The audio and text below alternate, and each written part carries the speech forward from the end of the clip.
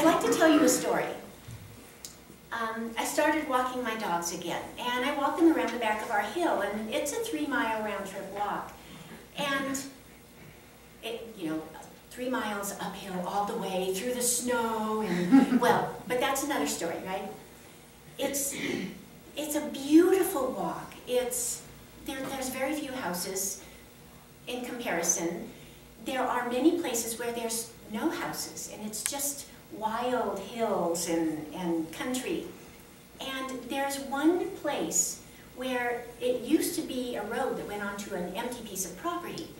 And I'm walking the dogs past there, and I looked over, and because the leaves had fallen from the buckeye bushes, I could see past the forest line, or the bush line, and there was something on the ground. And it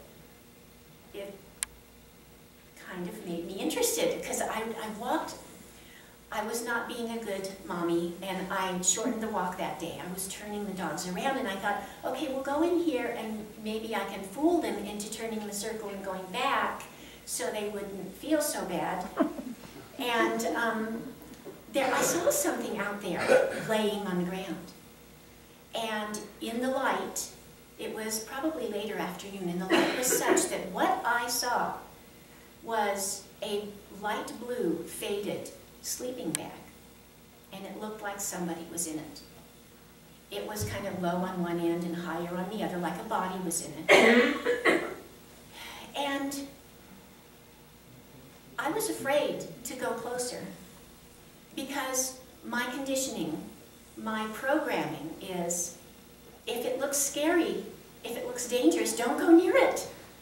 And so I turned the dogs around, we went back home, and I told my husband about it. And I said, you know, I was afraid to go close, because somebody could be lying in there, a vagrant could be lying in there, a homeless person, they could jump out and slice my throat.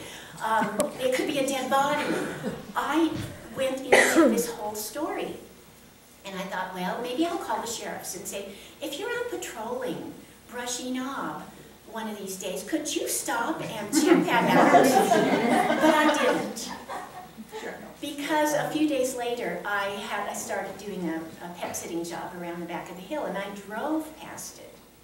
And I looked a little closer, and I drove slowly past it, and the light was different, and it didn't look the same. And so I walked the dogs later that day, and I walked closer. No closer than I did before, mind you, but the light being different showed me that this was probably a 6-foot length of that corrugated metal culvert. But my perception of it when I first saw it was perhaps a dead body, or somebody who was ready to jump out and do me harm if I came too close. So I thought about this a lot over that whole week, and I realized that my perception was not the truth. And then I started thinking about the rest of my life. What I perceive in any area of my life, I now have to question, is this the truth? Is this just a story I'm making up in my head? Or a story that is being made up for me by my programming, by my life experience? It's a good question. And it's going to change my life, because now I'm questioning, what is it that I'm seeing? What is it that I'm making out of it? What is it really? And like I said in the treatment, it's all God.